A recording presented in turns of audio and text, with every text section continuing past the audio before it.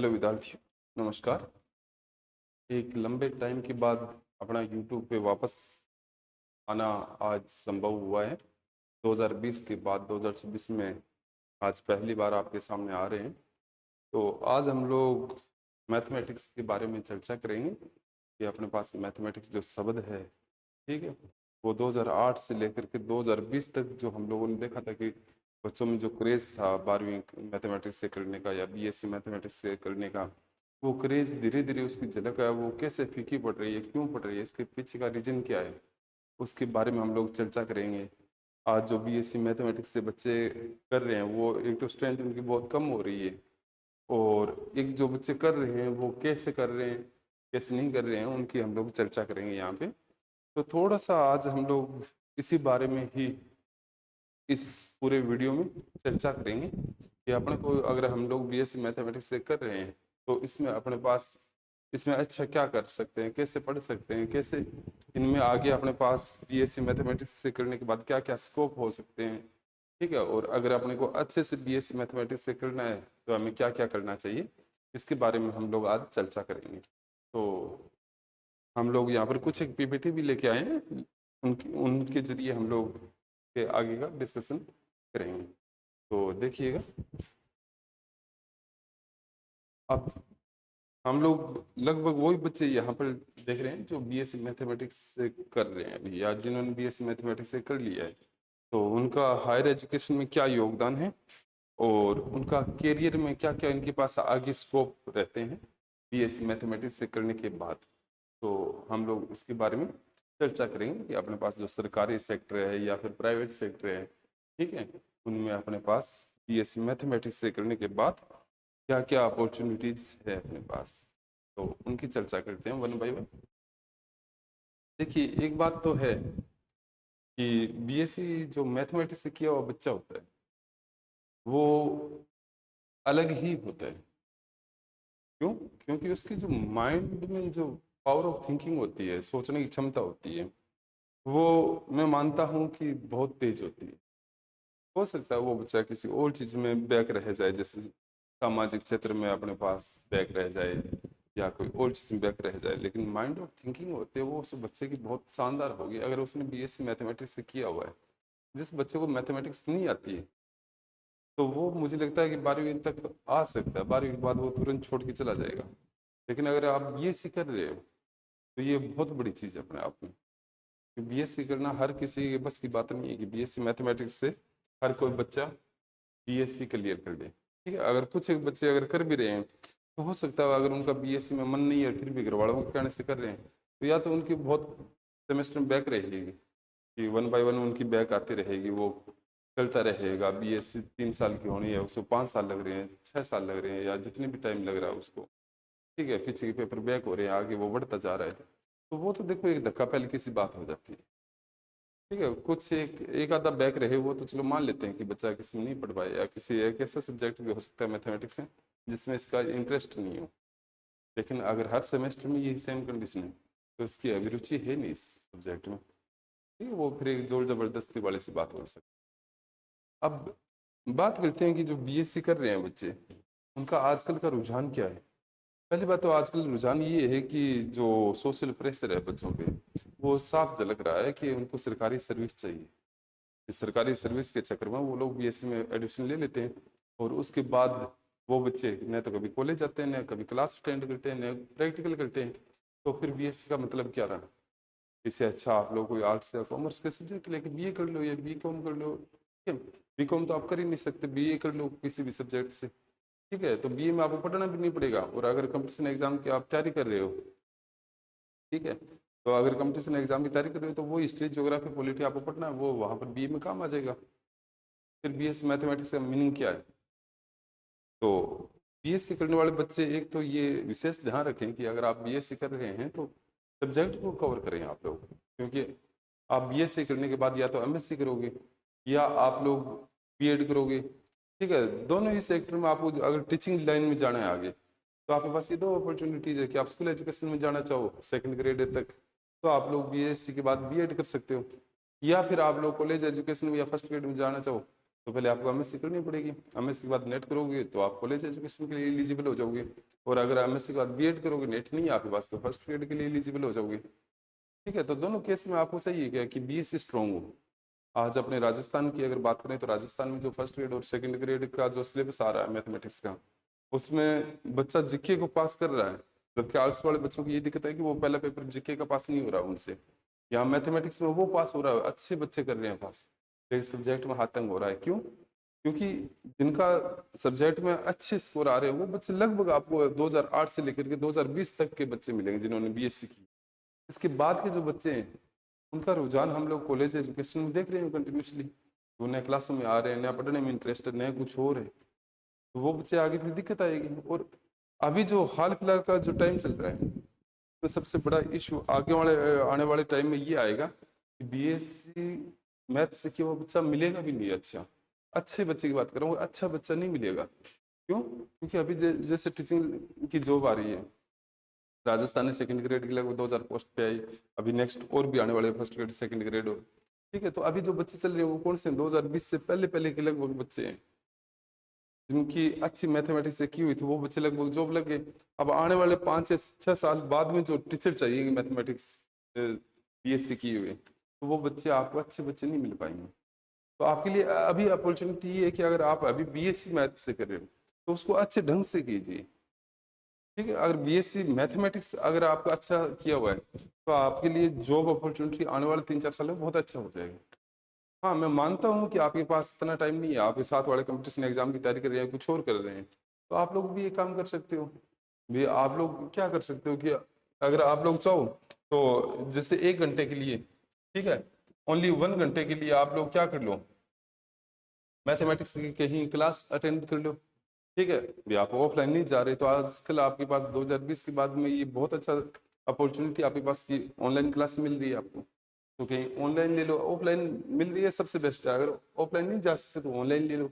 अब अगर ऑनलाइन में 1 घंटे में अगर आप लोग मैथमेटिक्स से एक लेक्चर लेते हो, तो मैथमेटिक्स से प्रत्येक जो अपने पास सेमेस्टर है उसमें एक पेपर है, तो एक पेपर में अगर अपने बात करें तो लगभग 50 लेक्चर में लगभग सिलेबस हो जाता है। अगर क्लास एक एक 1.5-1.5 घंटे की अगर कोई टीचर दे रहा है तो 50 लेक्चर में आराम से हो जाता है। और 50 लेक्चर का मतलब आपको 50 घंटे ही चाहिए लगभग, आप अप्रोक्सीमेट। तो 50 घंटे का टाइम आप दे सकते हो, 6 महीने में 50 घंटे का टाइम देना कोई ज़्यादा बड़ी बात नहीं है। तो इससे आपको मैथमेटिक्स भी स्ट्रांग होगी, बाकी टाइम आप लोग कुछ और भी कर सकते हो। जैसे 1 घंटे अगर मैथ के लिए दिया है तो थोड़ा भी आप लोग इतना टाइम फिजिक्स के लिए दे दो, क्योंकि फिजिक्स में जो अपॉर्चुनिटीज है वो मैथ से भी ज़्यादा है। लेकिन अगर आप मैथ स्ट्रॉन्ग है इसके बाद आप फिजिक्स से कुछ कर रहे हो तो आपका कहीं भी कंपटीशन आपका आसपास भी नहीं रहेगा बच्चों का, आप बहुत अपर रहोगे। क्यों? क्योंकि एक तो आप फिजिक्स में जा रहे हो, फिजिक्स में इतनी ज़्यादा अपॉर्चुनिटी है, ऊपर से आप मैथमेटिक्स स्ट्रॉन्ग है, तो मैथ जो जाएगी साथ में वो आपको सब बच्चों से अलग कर देगी। ठीक है, कंपटीशन में बाकी बच्चे बहुत दूर रह जाएंगे, आपसे पिछड़ जाएंगे। तो मैथमेटिक्स और फिजिक्स दोनों को, और केमिस्ट्री लगभग आपकी पढ़ी हुई होती है तो थोड़ा बहुत टाइम उसको दे सकते हो। या आप अगर 50 दिन ही, केवल 50 दिन, 2-2 ढाई-ढाई घंटे अगर बीएससी को दे रहे हो, बाकी टाइम आप यूज करो कहीं। और अगर हम बात करें कि 6 महीने में एक बार सेमेस्टर में पेपर होते हैं, तो 6 महीने में अपने पास दिन हो गए 150 में से आपको 50 दिन बोल रहे हैं कि 50 दिन अगर आप इसमें दे देते हो, ठीक है, वो भी 2.5-2.5 घंटे, तो आप आराम से बीएससी को बहुत अच्छे कर सकते हो। और इसके साथ साथ आप जीके पढ़ते रहो। ठीक है, अभी जैसे अगर 12वीं पास की हुई बच्चे हो आप, अगर आप लोग जैसे अभी अपने राजस्थान में चतुर्थ श्रेणी की अभी भर्ती आई थी, तो उसमें क्या हाल था, बच्चों ने एग्जाम दिया, हवाबाजी हुई खूब अच्छे ढंग से। ठीक है, अब बच्चों की बहुत सारी जगह ऐसे बच्चे हैं जो परेशान हो रहे हैं कि सर हमें यहाँ जॉब दे दी, हमें ये काम करवा रहे हैं, हमें ये काम करवा रहे हैं, हम ये काम करने के लिए आएंगे क्या। बात उनकी भी सही है कि अच्छे पढ़े लिखे बच्चे हैं, देख करें क्या। अब वो जॉब छोड़ने के लिए आ रहे हैं, कुछ बच्चों ने छोड़ भी दिए, कुछ बच्चे कह रहे हैं कि जैसे तैसे करके एक बार इसमें बैठे हैं। तो ठीक है, वो बच्चों ने मेहनत किए, लगे हैं, अच्छा काम किए हैं, लेकिन आप लोग वो जीके पढ़ते रहो, साथ में ये पढ़ते रहो, तो बीएससी के बाद आपके पास एक अच्छी जॉब का अपॉर्चुनिटी मिल जाएगी कि आपके पास एक अच्छी जॉब मिले आपको, तो आप लोग ये सारा काम कर सकते हो।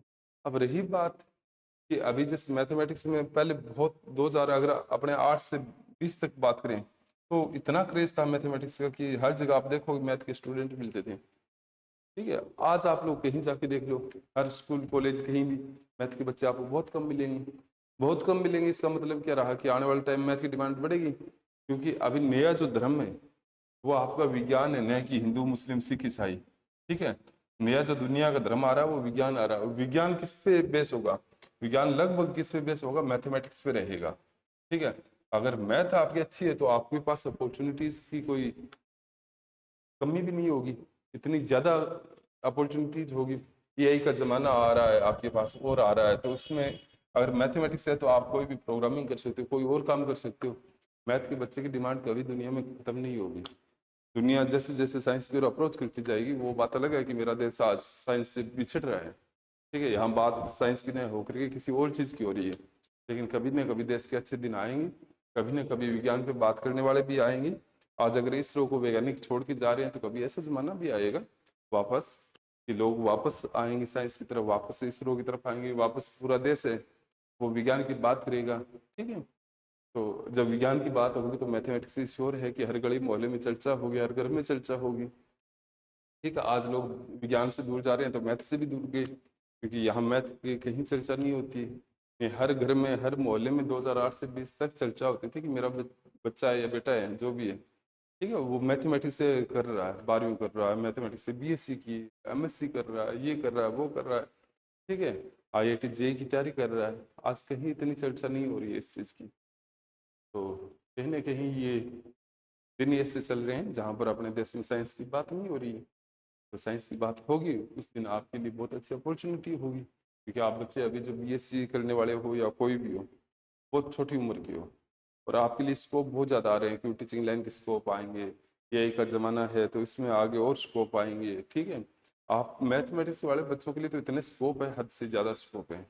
मैथ का बच्चा कभी खाली नहीं रह सकता जिनकी अच्छी मैथमेटिक्स से डिग्री की हुई है, वो फॉरेन में जा सकता। आज मेरे साथ वाले हैं जो कोई पोस्ट डॉक के लिए विदेश में बैठा, जर्मनी, जापान, ब्रिटेन, हर जगह बैठा हुआ है।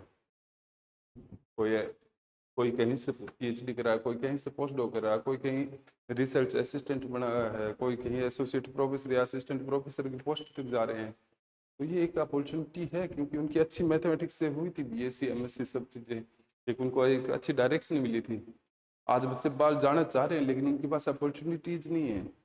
अगर आप लोग जैसे बीएससी मैथ के बाद में आईआईटी जेम का एग्जाम देते हो, ठीक है, आईआईटी जेम का एग्जाम देके आप लोग आईआईटी में चले जाते हो, ठीक है, या एनआईटी में चले जाते हो, जहां भी आप जाते हो। ठीक है, तो उसके बाद जब आप बीटेक वाले बच्चों के पास रहोगे और रहोगे बैठोगे उनके पास, उनके माहौल में जाओगे, तो वो बच्चे क्या अलग वो बाहर शिफ्ट हो रहे हैं बहुत सारे बच्चे। तो आपको एक वे का पता चलता है कि किस वे में हम लोग बाहर जा सकते हैं, फॉरेन में जाके अपना अच्छा खासा पैसा कमा सकते हैं या कुछ और अपनी जॉब सिक्योर कर सकते हैं। तो अगर उन बच्चों के पास रहोगे तो आपको कोई ना कोई रास्ता मिल जाएगा, आप जा सकते हो। लेकिन बच्चे क्या आज यहाँ बात करते हैं यूट्यूब इंस्टाग्राम ये सब देख करके कि मेरे को बाहर जाना है, ये करना है, वो करना है, तो रास्ते इतने आसानी से ओपन नहीं होते। रास्ते ओपन करने के लिए आपको मेहनत करनी पड़ेगी, और आपको बाहर भेजने का या ले जाने का जरिए एक एजुकेशन के पास ही है। अगर आपकी एजुकेशन अच्छी है, आपने बढ़िया काम किया हुआ है, तो आपको एक बार जाने का एक अपॉर्चुनिटी मिल जाती है, एक रास्ता खुल जाता है आपके पास। तो हम लोग उनकी चर्चा करते हैं कि अपने पास विज्ञान में, ठीक है, विज्ञान के अंदर जो मैथमेटिक्स है उसमें बीएससी मैथ से करने के बाद आपके कौन कौन से अपॉर्चुनिटीज है आपके पास, उनकी हम लोग चर्चा करते हैं वन बाय वन। तो देखिएगा, अब देखिएगा एक बात ये तो मैंने अभी की थी कि सरकारी अगर नौकरियों की बात करें, राजस्थान की बात करें विशेष करके कि राजस्थान में जो सरकारी गवर्नमेंट जो अपने पास सर्विस है उनकी बात करें, तो एक तो ये आरपीएस में जो सेकंड ग्रेड की बात आ गई, फर्स्ट ग्रेड की बात आ गई, तो सेकंड ग्रेड में 2-2 हज़ार सीटें आ रही है, दोनों 2-2 हज़ार सीटें आ रही है आपके पास। तो अगर 2 हज़ार सीट आ रही है, ठीक है, तो 2 हज़ार सीट अगर आपके पास है और उसमें से खाली जा रही है, कि लास्ट टाइम भी खाली गई थी मैथमेटिक्स का पेपर टफ आया था, इस बार फिर खाली गई जाएगी लगभग। ठीक है, क्योंकि मैथमेटिक्स का पेपर इस बार भी टफ है, तो कंटिन्यूसली टफ है, तो मैथ क्लियर नहीं हो रही है बच्चों से। जीके की तो चलो मान लेगी दिक्कत आ रही है, फर्स्ट ग्रेड में भी अदर जो सब्जेक्ट है पॉलिटी है और है इनके बच्चे हैं, ठीक है, उनसे जीके का पेपर क्लियर नहीं होता, उनकी पॉलिटी की सीटें लगभग खाली गई थी। ठीक है, लेकिन मैथ की तो सीटें लगभग फुल भरी जाती है, क्यों? क्योंकि मैथ के बच्चे हैं, उनको जीके स्ट्रॉन्ग कर लेते हैं वो, एक टाइम के बाद 6-5-6 महीने का टाइम देंगे तो उनकी एक सिटिंग पावर बहुत अच्छी होती है। मैथ के बच्चों की एक सबसे बड़ी खासियत होती है कि उनकी सिटिंग पावर अच्छी होती है, एक कैचिंग पावर बहुत अच्छी होती है, हर चीज़ को पकड़ कर लेते हैं, ठीक है। और रटाफिकेशन भी करना हो तो वो पीछे नहीं हटते हैं, रटाफिकेशन भी बहुत अच्छे से कर लेते हैं। तो सब एक गुण होते हैं मैथ के बच्चों के पास। बहस चलती है कि मैथमेटिक्स आपको अच्छी ढंग से आती है, और मैथ नहीं आ रही तो आप रटाफिकेशन कितना ही कर लो, चाहे मैथ का पेपर क्लियर नहीं होगा। मैथ के लिए तो आपको बेसिक प्यार होना ही चाहिए। अगर आपका बेसिक अच्छा है तो आप लोग कहीं भी निकल सकते हो किसी भी रास्ते से, ठीक है, अन्यथा दिक्कत होती है। तो अगर बीएससी बढ़िया है तो आप बीएड करके सेकंड ग्रेड के एग्जाम दे सकते हो, उसमें बहुत अच्छी अपॉर्चुनिटीज आज के दिन भी है और आने वाले टाइम में भी रहेगी, ये कभी खत्म नहीं होगी आपके लिए। और रही बात फर्स्ट ग्रेड की, तो फर्स्ट ग्रेड में अगर जैसे कह सकते हो कि सर मैथमेटिक्स में सीट बहुत कम आती है, तो आप जिस बीएससी मैथ से करने के बाद बहुत सारे मेरे साथी लोग हैं वो एमए कर रहे हैं, ठीक है। एमए उन्होंने हिस्ट्री से कर ली, किसी ने ज्योग्राफी से कर ली, किसी ने पॉलिटी से कर ली, ठीक है। तो वो अलग अलग सब्जेक्ट से कर रहे हैं एमए, ठीक है। अब इनमें फर्स्ट ग्रेड में बहुत अच्छी सीट आ रही है, ठीक है। अब इनका जो फर्स्ट पेपर है उसमें 10-12 क्वेश्चन, 10 क्वेश्चन मैथ के आते हैं, रीजनिंग के भी आते हैं, वो आपके अच्छे हो जाते हैं। मैथ के बच्चों की इंग्लिश में मानता हूँ कि बहुत अच्छी होती है, तो 2-4-5 क्वेश्चन जितने इंग्लिश के आते हैं वो हो जाते हैं। तो आपके लिए बेनिफिट है कि फर्स्ट पेपर में जो 40% का क्राइटेरिया जो आरपीएससी लागू कर रखा है वो आराम से क्लियर हो जाता है। और इधर अगर हिस्ट्री ज्योग्राफी पॉलिटी कुछ भी लेते हो तो मुझे ये पता है कि बीएससी जो मैथ से किया हुआ बच्चा होता है उसकी मेमोरी बहुत तेज होती है, तो वो लोग आराम से इनको फर्स्ट पेपर जो सेकंड पेपर है सब्जेक्ट का उसको आराम से कर लेते हैं वो बच्चे, ठीक है। और सिलेक्शन लेके बैठे हुए हैं फर्स्ट ग्रेड में, क्योंकि इन सब्जेक्ट में ये चीज़ है कि आर्ट्स के जितने भी सब्जेक्ट है उसमें प्रमोशन भी जल्दी होते हैं। तो लगभग जो जिनके घर वाले पढ़े लिखे हैं या कोई पढ़ा लिखा परिवार है उनका, तो वो लोग क्या करते हैं बीएससी मैथ से करने के बाद एमएससी की बजाय एमए कर लेते हैं वो बच्चे। तो आपके पास पहले पेपर की भी हेडेक खत्म होगी, क्योंकि सब बच्चों में क्या होता है पहले पेपर की हेडेक होती है वो खत्म होगी। प्लस में आपको यहाँ पर जो पॉलिटी ज्योग्राफी और होती है यहाँ पर, जैसे आप जितने भी सन पढ़ते हो या फिर आप यहाँ अनुच्छेद पढ़ते हो कि ये है, तो मैथ के बच्चों की मेमोरी तेज होती है, वो कहीं ना कहीं कोई ट्रिक बना लेते हैं कुछ और बना लेते हैं। तो आपकी जो बीएससी की हुई होती है और 12वीं मैथ से होती है आपके, ठीक है, तो इसमें ये चीजें आपके लिए ज्यादा रहेगी, बजाय इनको जो आर्ट्स वाले बच्चे जो एमए जिन सब्जेक्ट से करे, मैथ वाला बच्चा जो एमए करेगा बीएससी के बाद, उनकी मेमोरी का फर्क दिखेगा यहाँ, ठीक है। तो आराम से कर सकते हैं। तो दो तो ये अपॉर्चुनिटी आ गई अपने पास कि भी टीचिंग लाइन में जाना है, तो ये इसके बाद जो आरएएस करते हो और प्रशासनिक सेवा की तैयारी करते हो तो उसमें अपने पास जो पहला पेपर है उसमें मेंटलिटी है और है, तो उसमें आपकी पकड़ अच्छी रहेगी तो वहां आपको इस चीज का फायदा मिलेगा, ठीक है। इसके बाद जो अपने पास ये आरएसएम एसएसबी बोर्ड की जितनी भर्ती है, पटवारी है, संगणक है, वीडियो है, ग्राम विकास अधिकारी एलडीसी है, इसमें गणित पूछी जाती है, बेसिक गणित है, वो बेसिक गणित आपकी अच्छी होगी तो उसमें पकड़ अच्छी होगी, ठीक है। इसके अलावा SSC CGL railway banking in सब में जहां जहां मैथ पूछी जाती है वहां आपके लिए ये बेनिफिट रहेगा, ठीक है। ये लगभग ये तो ये मान सकते हैं कि 12वीं अगर आपकी मैथ से है तो भी बहुत अच्छा काम हो जाता है, और बीएससी है तो और भी अच्छी बात है, कोई दिक्कत नहीं। ये तो ये अपॉर्चुनिटी होगी। इसके बाद में अगर बात करें कि एमएससी मैथमेटिक्स से अगर आप लोग करते हो, ठीक है, तो आईआईटी जेम जो अभी आपने बात की थी कि आईआईटी के थ्रू आप जा सकते हो, ठीक है, आईआईटी में, ठीक है। और सीयूईटी पीजी यूजी पीजी दोनों होने लग रहे हैं सीयूईटी के, ठीक है, तो वो एग्जाम दे सकते हो। तो उससे क्या आपके पास आईआईटी एनआईटी सीयू जो सेंट्रल यूनिवर्सिटी है उसमें जा सकते हो।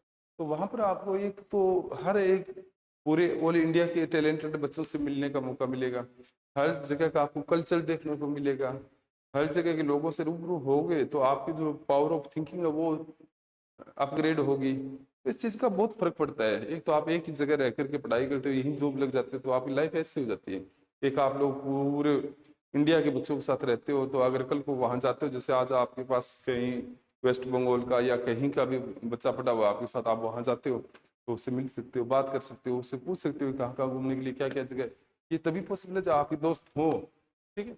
एक वो जो बच्चे बाहर जा रहे हैं, शिफ्ट हो रहे हैं इंडिया से बाहर, तो वहां पर अगर बात कर सकते हो आप, अगर आपके साथी लोग हैं आपके साथ पढ़े लिखे या कुछ हो रहे हैं, जैसे हमारे साथ आईआईटी जोधपुर में बहुत सारे बच्चे थे, विक्रांत, और ये बाहर से आज पीएचडी कर रहे हैं, कोई पोस्ट डॉक कर रहा है, कोई कहीं से कर रहा है, लोहिया कॉलेज चूरू के बच्चे थे, ठीक है। वो कुछ एक बच्चे ब्रिटेन से अभी पोस्ट डॉक कर रहे हैं, कुछ एक लोग जर्मनी जापान बैठे हैं पोस्ट डॉक कर रहे हैं, कोई वहां पर टीचिंग लाइन में आ चुका है। तो इस चीज सबका फर्क पड़ता है। तो जैसे आपकी कम्युनिटी होगी आप वैसे ही थिंकिंग के बनोगे और वैसे ही थिंकिंग से आगे बढ़ोगे। ठीक है। तो एमएससी मैथमेटिक्स से कर सकते हो। दूसरी बात है, अगर आप आईआईटी से या एनआईटी से या सीयू से अगर आप लोग एमएससी करके आते हो तो आपका लगभग श्योर है कि नेट का एग्जाम क्लियर हो जाएगा। ठीक है, क्यों वहाँ पर बुक्स होती है वो ये थोड़ी अपने लोकल जो बुक है वो पढ़ाई जाएगी, वहाँ पर फॉरेन जो बुक होती है वो पढ़ाई जाती है, अच्छी बुक्स पढ़ाई जाती है जहाँ से आपकी एक थिंकिंग अपग्रेड हो, मैथमेटिक्स का आपके पास एक जो थिंकिंग होती है वो डेवलप होती है वहाँ से। ठीक है, तो जहाँ से नेट का एग्जाम पेपर होता है उठता है तो वो बुक आपको अगर रीड की हुई है तो आपको उसका पता है कि इसका आंसर कैसे आना है क्या आना है। लोकल बुक पढ़ के आप लोगों की इतनी क्या होती है, थिंकिंग अपग्रेड नहीं होती। तो लगभग इनके आईआईटी के बच्चे होते हैं उनका नेट नाट क्लियर हो जाता है। तो जैसे आप एमएससी और नेट दोनों क्लियर हो जाता है तो आप असिस्टेंट प्रोफेसर के लिए एलिजिबल हो गए। ठीक है, और अगर नेट जेआरएफ हो गया आपको, ठीक है, तो आप पीएचडी में स्कॉलरशिप के लिए एलिजिबल हो जाओगे, या आप रिसर्च में जा सकते हो, रिसर्च यहाँ से करो या फिर बाहर जा सकते हो आप लोग, तो वो ठीक है। अब अगर आप इसके बाद बीएड करते हो, ठीक है, तो बीएड करते हो तो बीएड के बाद आपके पास सेकंड ग्रेड और फर्स्ट ग्रेड के लिए एलिजिबल हो जाते हो, और रीट लेवल 2 के लिए, ठीक है, इसके लिए भी एलिजिबल बन जाते हो आप लोग। तो ये भी एक अच्छी अपॉर्चुनिटी है बीएससी के बाद में। इसके बाद एमसीए कर सकते हो या डाटा साइंस से आप लोग जा सकते हो। ठीक है, तो एमसीए या एमएससी डाटा साइंस से करते हो तो इसमें सॉफ्टवेयर और आईटी इंडस्ट्री में आज जो देश तेजी से आगे बढ़ रहे हैं, पूरे वर्ल्ड आगे बढ़ रहे हैं, तो उसमें आप जा सकते हो। तो मैथ बैकग्राउंड वाले बच्चे हैं वो ज़्यादा प्रोग्रेस करते हैं इसमें, क्योंकि जिनकी मैथमेटिक्स स्ट्रॉन्ग होती है उनको प्रोग्रामिंग करना है और हर चीज़ को समझना है। ठीक है, तो उसमें क्या होती है आपको बहुत इजीली सब चीज़ें हो जाती है आपसे। इसके बाद आप कोचिंग हब में जा सकते हो। ठीक है, कोचिंग इंडस्ट्री में आप लोग इनमें जा सकते हो, तो वो भी आपको फायदा मिलेगा इस चीज़ में भी। आज अपने राजस्थान में बात करें या दिल्ली में बात करें या कहीं भी बात करें, तो कोचिंग इंडस्ट्री में अच्छे टीचर चाहिए तो आप उनमें जा सकते हो। ठीक है, उनमें बहुत सारी टीचिंग की पोस्ट होती है, नॉन टीचिंग की भी पोस्ट होती है, उसमें आप काम कर सकते हो। तो वहाँ पर ये सारी चीज़ फैकल्टी के रूप में ले सकते हैं। ठीक है, तो उनमें भी एक अच्छा कोटा जयपुर ये राजस्थान में बता रहा है कि ये कोचिंग हब है जहाँ आप लोग IIT JEE NEET 11th-12th math के लिए फैकल्टी के रूप में काम कर सकते हो। बहुत अच्छा पैकेज मिलता है, बहुत अच्छे पैसे हैं उसमें। ठीक है, और data analytics and corporate sector में जा सकते हो आप लोग। मैथमेटिक्स वालों के लिए तो यहाँ पर भी बहुत अच्छी चीज़ है। अभी जो पीछे बात की थी आईटी सेक्टर और जो कॉर्पोरेट सेक्टर है उसमें डाटा एनालिटिस्ट है, ठीक है, रिस्क एनालिटिस्ट है, और ये सब चीज़ों में आप काम कर सकते हो। ठीक है, क्योंकि मैथ के बच्चे इसमें काफ़ी अच्छे होते हैं, तेज होते हैं, और हर चीज़ को पकड़ने की एक दिमाग में उनके पास एक अलग ही साइकोलॉजी होती है मैथ के बच्चों की, कि कहाँ मिस्टेक हुई है, क्या है क्या नहीं है। तो वो चीज़ें मैथमेटिक्स से बच्चों को स्ट्रॉन्ग होती है, तो वहाँ पर भी आप लोग ये काम कर सकते हो। ठीक है, अंतिम वर्ष अब ये बात कह रहा है कि 4 चरण में आप इनकी रोड मैप बना सकते हो कि बीएससी वाले बच्चे हैं वो 4 चरण में कैसे, जैसे प्रथम वर्ष में बीएससी कर रहे हो आप लोग, तो अपने पास मूलभूत जो गणितीय अवधारणा उनको मजबूत कर लो। ठीक है, तो आप 11th-12th की मैथमेटिक्स है, ठीक है, 10th की है, उनको मजबूत कर लो। तो आपके टीचिंग लाइन में है, बैंकिंग में एमएससी है, उनमें आपको बेसिक अगर स्ट्रॉन्ग होगा तो आप कहीं भी कोई भी काम कर सकते हो, तो वो फायदा मिलेगा आपको। ठीक है, और आप सेकंड में अपने पास ये कर सकते हो कि जो अंतिम वर्ष है, ठीक है, वहाँ पे आप लोग जैसे बीएड करना है तो पीटीईटी की तैयारी कर लो। ठीक है, आपको अगर एमएससी करना है तो आईआईटी जेईई की तैयारी कर लो, या एसएससी सीजीएल है वो आफ्टर ग्रेजुएशन के बाद में होती है, तो उसकी तैयारी कर लो, वो सबसे बेटर है। डिग्री हो जाए, ठीक है, उसके पश्चात आप एमएससी में एडमिशन लो या बीएड में ले लो। ठीक है, और इसके बाद आप लोग साथ ही साथ में सरकारी नौकरी की तैयारी कर लो, आरपीएससी की, जैसे सेकंड ग्रेड की करनी है तो बीएड के साथ में आप तैयारी शुरू कर दो। क्योंकि अगर मैथमेटिक्स स्ट्रॉन्ग है तो आपको करना क्या है, केवल कि आप बीएड के साथ भी आपको साइकोलॉजी और सब चीज़ें पढ़ाई जाएगी, तो वहाँ पर कवर हो जाएगी। आपको जीके जीके पढ़ना है, और जीके के लिए मैंने बोल दिया था कि मैथ तो केवल आपको दिन में 3 घंटे देने हैं हर सेमेस्टर में, बाकी दिन आप बाकी टाइम है वो लाइब्रेरी ज्वाइन करो या कुछ भी करो। तो जीके आपका वहाँ से स्ट्रॉन्ग हो रहा है, मैथ भी स्ट्रॉन्ग हो रहा है, दोनों चीज़ें अगर स्ट्रॉन्ग हो रही है तो आपको दिक्कत क्या हो रही है। आपको तो रिविजन करना है यहाँ 2 साल में, और 2 साल जैसे ही डिग्री कंप्लीट हो आप बीएड की तो आप टीचिंग के लिए है और है सबके लिए एलिजिबल हो जाते हो। ठीक है, और अगर टीचिंग में नहीं जाना है आपको ऐसे सीजीएल में जाना है तो सीजीएल की तैयारी कर लो। वो जो टाइम है आपके पास 3 साल ग्रेजुएशन का, उसमें जैसे बाकी 2-3 घंटे के अलावा पढ़ते एक दिन जितना भी टाइम मिलता है उसमें एसएससी सीजीएल की तैयारी करते रहो, तो आपके पास बहुत लंबा टाइम मिल जाता है उसमें। ठीक है, और लक्ष्य प्राप्ति ये आप कह सकते हो कि भी मॉक टेस्ट ले लो या कोई और ले लो, उसे आप अपनी लक्ष्य प्राप्ति की ओर जा सकते हो। ये चीज़ें अपने पास थी इसमें कि अपने पास कैसे कैसे क्या क्या कर सकते हैं। ठीक है। तो मैथमेटिक्स में अपने बीएससी के बाद में यही आज चर्चा की है कि अपने पास क्या क्या स्कोप होते हैं, क्या क्या नहीं होते हैं। अभी जो मैथमेटिक्स का क्रेज चल रहा है वो बहुत कम है। ठीक है, तो ये मान के चलो कि आने वाले टाइम में आपके पास 5 से 7 साल बाद में या 5-4 साल बाद में आपके पास मैथमेटिक्स का कमी महसूस होगी कि जो मैथमेटिक्स के बच्चे वो नहीं मिल रहे हैं। और अगर वो नहीं मिलेंगे तो साइंस डेवलपमेंट नहीं कर पाएगी अपना। ठीक है, क्योंकि साइंस तभी डेवलप होगी जब आपके पास साइंस के बच्चे हो, साइंस मैथमेटिक्स के अच्छे बच्चे आपके पास हो। ठीक है, तो आपके पास जॉब अपॉर्चुनिटी की कहीं कमी नहीं है, क्योंकि इनके अलावा भी अगर बात करें तो अपने पास केवीएस है, एनवीएस है, ठीक है, ईएसएस भी है, ठीक है, इन बोर्डों की भर्ती है। ठीक है, बहुत सारे जो स्टेट के पीएससी एग्जाम करवाती है, टीजीटी पीजीटी, ठीक है, तो जैसे पीजीटी टीजीटी के जो अपने पास एग्जाम करवाती है स्टेट, ठीक है, अपने लेवल पे, तो वो है। ठीक है, हर जगह आप एलिजिबल हो सकते हो। इतनी ज्यादा अपने पास संस्था है, मैथ कितने बच्चे नहीं मिलते हैं आजकल आपको। तो अच्छे ढंग से बीएससी पे ध्यान दो आप लोग साथ में। अगर आप 11th और 12th आपकी अच्छी नहीं है तो आप लोग बीएससी के साथ साथ आधे आधे घंटा डेली इनको देना शुरू कर दो, कि कोई एक एक दो दो टॉपिक उठा करके हम लोग इनकी तैयारी करेंगे। ठीक है, साथ में बीएससी के लिए तो बीएससी में जैसे आपके पास अगर बीएससी कर लिया आपने, इसके बाद आप लोगों को मैथ अच्छी है और अगर फिजिक्स अच्छी है, ठीक है, ठीक है, तो मैथ और फिजिक्स अगर दोनों अच्छी है तो फिजिक्स में चले जाओ आप लोग या मैथ्स में चले जाओ। ठीक है, ये फिजिक्स में और अच्छे स्कोप है आपके पास, रिसर्च में इतनी ज़्यादा स्कोप है, इतनी ज़्यादा इंस्टीट्यूट है कि वहाँ आपको बहुत अच्छी अपॉर्चुनिटी मिल जाएगी। ठीक है, तो ये दोनों सब्जेक्ट तैयार रखो। बहुत सारे मेरे साथी ऐसे भी हैं जो केमिस्ट्री मैथ से बीएससी करने के बाद में केमिस्ट्री से उन्होंने पीजी की है, ठीक है, आईआईटी से, दिन से। तो पीजी करने के बाद वो आज एक अच्छी अच्छी जॉब कर रहे हैं, कोई कोचिंग इंडस्ट्री में तो कोई कहीं भी है, एक अच्छा पैकेज ले रहे हैं, क्योंकि इसमें जो फिजिकल केमिस्ट्री होती है उसमें मैथमेटिक्स की बहुत ज़्यादा जरूरी होती है। तो अगर उसकी मैथ स्ट्रॉन्ग है तो ऐसे काम आ जाता है। तो मैथ अगर आपकी स्ट्रॉन्ग है तो आप हर फील्ड में जा सकते हो। और अगर आप बीएससी मैथमेटिक्स से कर रहे हो, नाम ही मैथमेटिक्स से लगा रहे हो, तो बीएससी मैथ से तो मैथमेटिक्स को आपको अच्छे ढंग से करना होगा बच्चों। ठीक है, तो कोशिश करूँ कि आप लोग मैथमेटिक्स पे ध्यान दो। अपने बीएससी ग्रेजुएशन में पीसीएम तीनों जो सब्जेक्ट है, पीसीएम, ठीक है, तीनों पे अच्छा फोकस करो, तो आपके पास अपॉर्चुनिटी जॉब की बहुत आ जाएगी। अभी आप लोग ये छोटी जॉब को देख करके अगर यहीं पर रह जाते हो तो आपके पास आगे बढ़ने के रास्ते आधे से ज़्यादा खत्म कर रहे हो आप। ठीक है, यहाँ बाबर हुमायूं ये अपने काम नहीं आएंगे। ठीक है, एक साइंटिफिक अप्रोच के लिए आपको सब्जेक्ट पढ़ना पड़ेगा। ठीक है, मानता हूँ कि आपके पास जो जीके है उसमें ये सब करना पड़ेगा आपको, लेकिन अगर वो सब कुछ करना पड़ेगा राजस्थान की, अगर आप लोग किसी वंश के बारे में पढ़ रहे हो और पढ़ रहे हो, ठीक है, तो वो एक टाइम के लिए आपको याद रखना है, उसके बाद आपको कोई काम नहीं आना। लेकिन अगर सब्जेक्ट स्ट्रॉन्ग है आपका तो सब्जेक्ट आपको हर एक जीवन के हर एक पथ पे काम आएगा। तो इन चीज़ों को ध्यान दो, क्योंकि जो जमाना है वो युग जो आने वाला है वो विज्ञान का युग है। ठीक है, उसमें अपने को कोई राजा महाराजाओं के बारे में नहीं पूछेगा। ठीक है, एक अपना इतिहास पता होना चाहिए, लेकिन इतिहास भी लिमिटेड पता होना चाहिए। ठीक है, हम किसी वंश के 8-10 पीढ़ियां पढ़ रहे हैं, खुद की वंश की 3 पीढ़ियां पता नहीं है अपने को, तो क्या फायदा इस चीज। तो सॉरी, आने वाला टाइम विज्ञान का है, तो विज्ञान के युग में आपको अपने सब्जेक्ट पे ध्यान देना है, अच्छे से प्रिपरेशन करो। ठीक है, और सब्जेक्ट को हल्के में मत लेना कभी भी, क्योंकि अगर बीएससी मैथमेटिक्स के बच्चे हो तो बीएससी पे पूरा फोकस करके अपना ध्यान दो।